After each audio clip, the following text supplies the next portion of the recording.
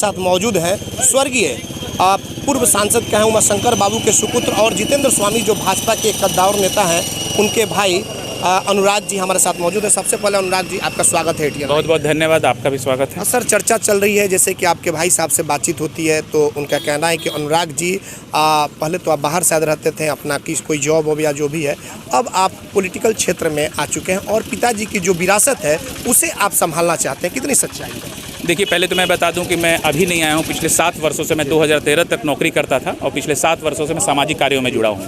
अपने पिता और अपने भाई को परोक्ष और अपरोक्ष रूप से हमेशा साथ देता था। ये राजनीतिक क्षेत्र मेरे लिए पुराना है, कोई नया नहीं है। और ये बात सही है कि मैं कोई विरासत, देखिए पहले तो लोकतंत्र में जो राजनीतिक परिवार है वो कोई विरासत में नहीं ट्रांसफ़र होता है। मेरी क्षमता है, इसलिए मुझे लोगों ने चुना है और लोग मुझे चाहते हैं कि मैं उनका प्रतिनिधित्व करूं।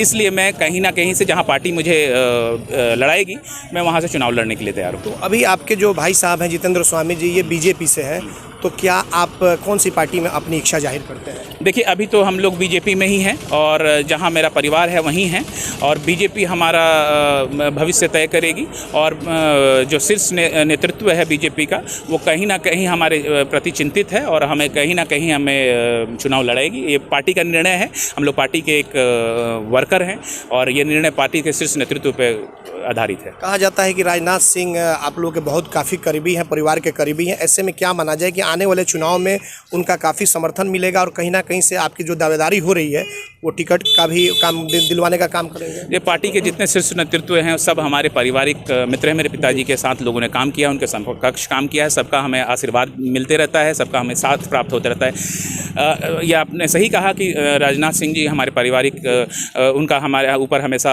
आशीर्वाद रहता है। और उनके अलावा भी जितने नेतृत्व है, जैसे राज्य के नेतृत्व हैं, सुशील कुमार मोदी जी हैं, भूपेंद्र यादव जी हैं, संजय जायसवाल जी हैं, मंगल पांडे जी हैं, इन लोगों का आशीर्वाद हमें प्राप्त होते रहता है। और हम लोग अपनी पहचान पार्टी के तौर पे करना चाहते हैं और कर रहे हैं और हम कार्य के हिसाब से जाने जाते हैं, ना कि किसी परिवारवाद के हिसाब से जाने। भाई साहब आपके अभी राजनीतिक के एक अच्छे माने जाते हैं व्यक्ति, और आखिर क्या कारण हुआ कि अब आप भी इस लाइन में यानी कि पॉलिटिक्स में आना चाहते हैं? देखिए, मेरे भाई साहब लोकसभा के दावेदार हैं, लोकसभा चुनाव के दावेदार हैं और हमारे समर्थकों ने और मेरे परिवार के और शुभचिंतकों ने ये निर्णय लिया कि भाई साहब विधानसभा के चुनाव के बाद लोकसभा की तैयारी करेंगे।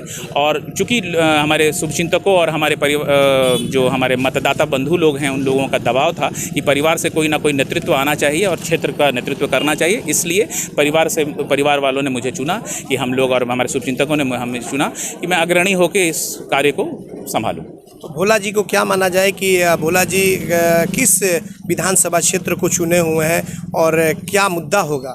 देखिए, जहाँ तक विधानसभा क्षेत्र चुनने की बात है, पूरा कमिश्नरी हमारा है। हम लोग लोकसभा चुनाव लड़े हैं और हम कहीं से भी चुनाव लड़ सकते हैं और कहीं से भी हमारा कर्तव्य सिर्फ एक ये है कि पार्टी को एक सीट जिता के देने के लिए, वो कहीं से पार्टी हमें लड़ाएगी, हम जिता के देंगे। ये पार्टी दौरौंदा से जितेंद्र स्वामी चुनाव लड़े थे, तो ऐसे में क्या माना जाए कि उस सीट पे आपकी दावेदारी होगी? जी, अवश्य है, दावेदारी है। जनरल चुनाव में 2015 में हम लोग चुनाव लड़े थे। पूरे कमिश्नरी में सबसे ज़्यादा भाजपा के प्रत्याशी को, मेरे भाई साहब को वोट मिला था, तो हमारी दावेदारी बनती है, हम दावेदार हैं वहाँ के। तो क्या माना जाए कि पार्टी टिकट देगी, क्योंकि वहाँ से करनीजीत सिंह और व्यास सिंह सीटिंग वहाँ पे विधायक है, मान लीजिए कि निर्दलीय है लेकिन बीजेपी का रहने वाला है। ऐसे में क्या माना जाए कि आपको पार्टी वहाँ से टिकट देगी? ये समस्या मेरी नहीं है, ये पार्टी का निर्णय है कि पार्टी किसको टिकट देगी, किसको नहीं टिकट देगी, ये पार्टी का निर्णय है। जहाँ तक आपको जानकारी देने के सवाल है, मैं बता दूँ, करणजीत सिंह भाजपा के विधायक नहीं है, निर्दलीय विधायक। निर्दलीय, लेकिन भाजपा में तो है ना? भाजपा से निष्कासित भी हुए थे, फिर भाजपा में आ गए। आपको जानकारी है? मुझे जानकारी नहीं है। आपको जानकारी है कि जो भाजपा में ज्वाइन किए हैं? बड़े बड़े लीडर के साथ बैठ रहे हैं भाजपा के। बैठने के लिए तो हम बड़े बड़े कार्यक्रमों में भी मैं बैठने के लिए सोनिया गांधी के साथ भी बैठता हूं, तो मैं कांग्रेस में थोड़ी ना हूं।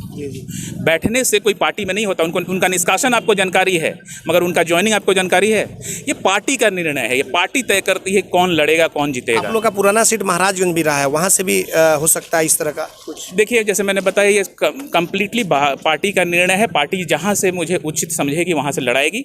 मुझे लड़ना है, ये कन्फर्म है। तय है कि लड़ना है? ये एकदम 100% तय है कि लड़ना है और मैं लड़ूंगा और पार्टी मुझे लड़ाएगी। और बाई द वे, आने वाले समय अगर टिकट नहीं मिलता है तो फिर आपका क्या अगला कदम क्या होगा? ये आप सोच रहे हैं, मैं तो सोच ही नहीं रहा हूँ। मैं तो सोच रहा हूँ मैं लड़ रहा हूँ।